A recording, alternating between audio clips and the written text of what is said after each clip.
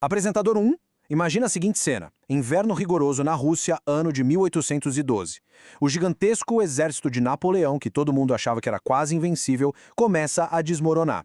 E o motivo, acredite se quiser, não foi só a tática do inimigo. Foi um mistério bizarro. Os botões dos casacos dos soldados literalmente viraram pó.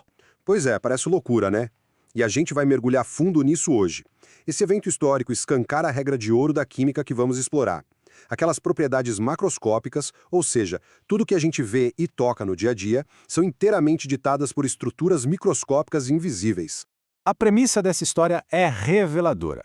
Os botões dos uniformes franceses eram feitos de estanho metálico, que é brilhante e super resistente. Só que, quando a temperatura despencou drasticamente no inverno russo, rolou uma mudança estrutural nas moléculas desse estanho.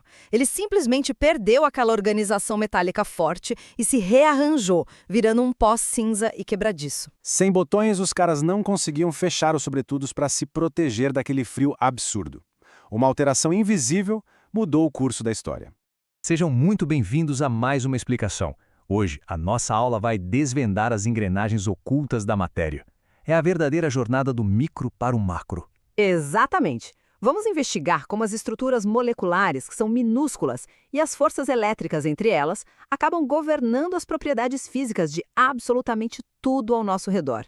E para não nos perdermos, esse é o nosso roteiro.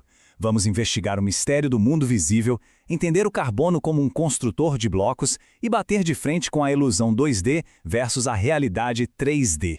Na sequência, vamos analisar o cabo de guerra molecular, a dança das moléculas e fechar entendendo como essa estrutura invisível define o nosso mundo visível. Um verdadeiro zoom in e zoom out. Apresentador 1, começando pelo nosso primeiro ponto. A história da campanha na Rússia não é só uma curiosidade de almanaque. De jeito nenhum! Ela serve para ilustrar, de um jeito bem dramático, que qualquer matéria sólida que a gente confia está totalmente à mercê de como ela é arrumada lá por dentro. Só para vocês terem uma noção do impacto, o contraste dos números é chocante. De 600 mil soldados em junho, sobraram menos de 10 mil no final daquele ano. O ponto crucial é a incapacidade de simplesmente fechar a roupa para guardar o calor do corpo é uma falha macroscópica gigantesca. Mas a raiz disso foi um mero rearranjo microscópico nos átomos, ativado pelo frio. A estrutura define a função, sempre. E já que estamos falando de blocos de construção, vamos para o nosso segundo tópico. Precisamos falar do verdadeiro mestre de obras do mundo invisível, o átomo de carbono. Com certeza. Vamos dar uma olhada nas regras fundamentais postuladas por Kekulé, que são as leis que a química orgânica usa para montar o nosso mundo.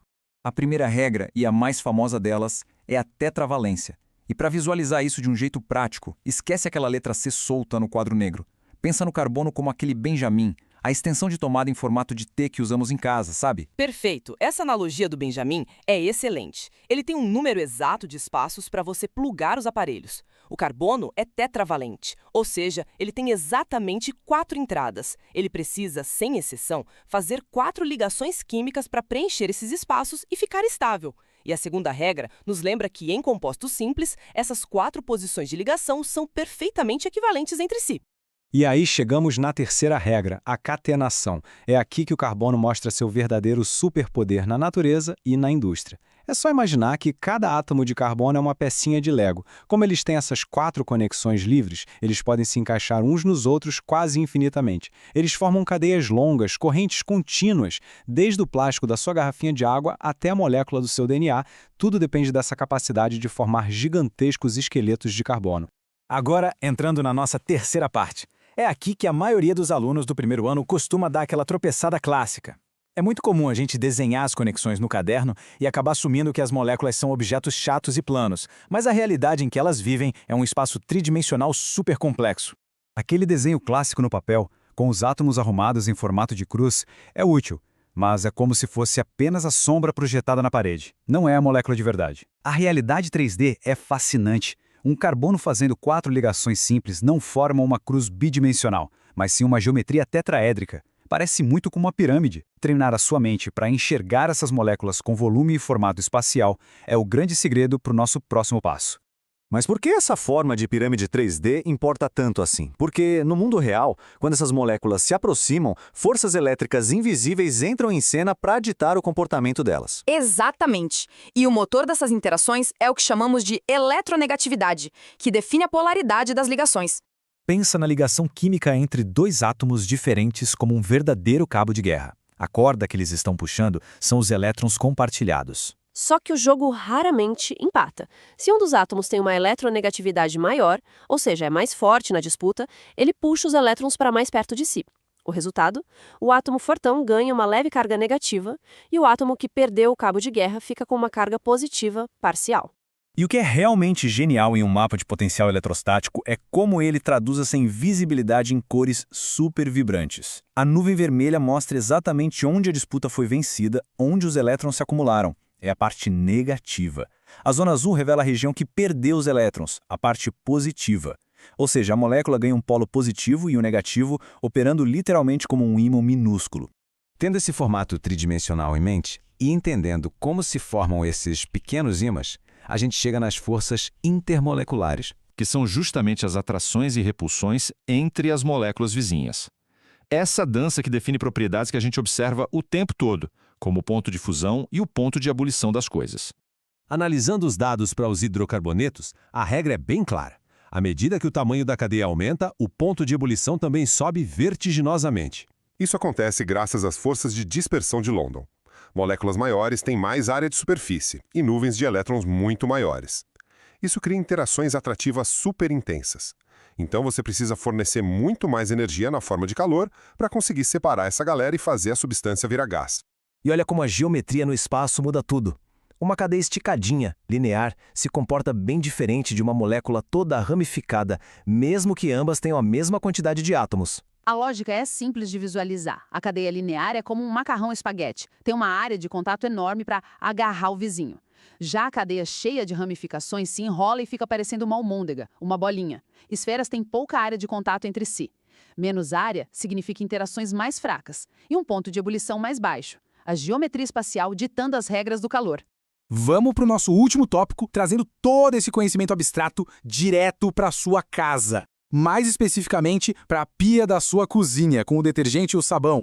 O conceito de solubilidade, que é entender o que se mistura com o que, depende totalmente daquelas polaridades que acabamos de explorar.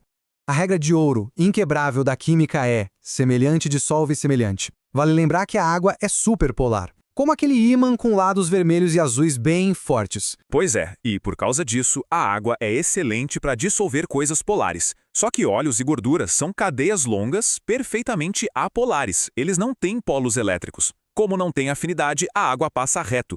É por isso que é impossível lavar uma panela engordurada só com água da torneira. E é justamente aqui que entra a engenharia brilhante da molécula de sabão.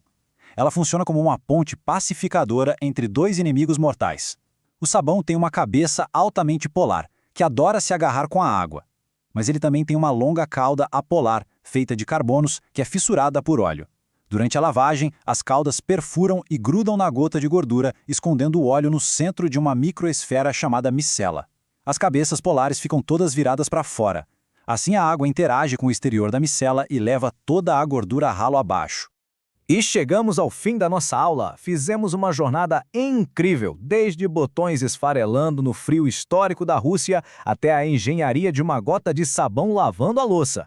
Tudo isso orquestrado por formatos 3D em escala nano, blocos de carbono e incessantes cabos de guerra elétricos. Para fechar, fica a nossa provocação para você. Dê uma olhada nos objetos ao seu redor agora mesmo. O copo de água, o plástico, as roupas de algodão.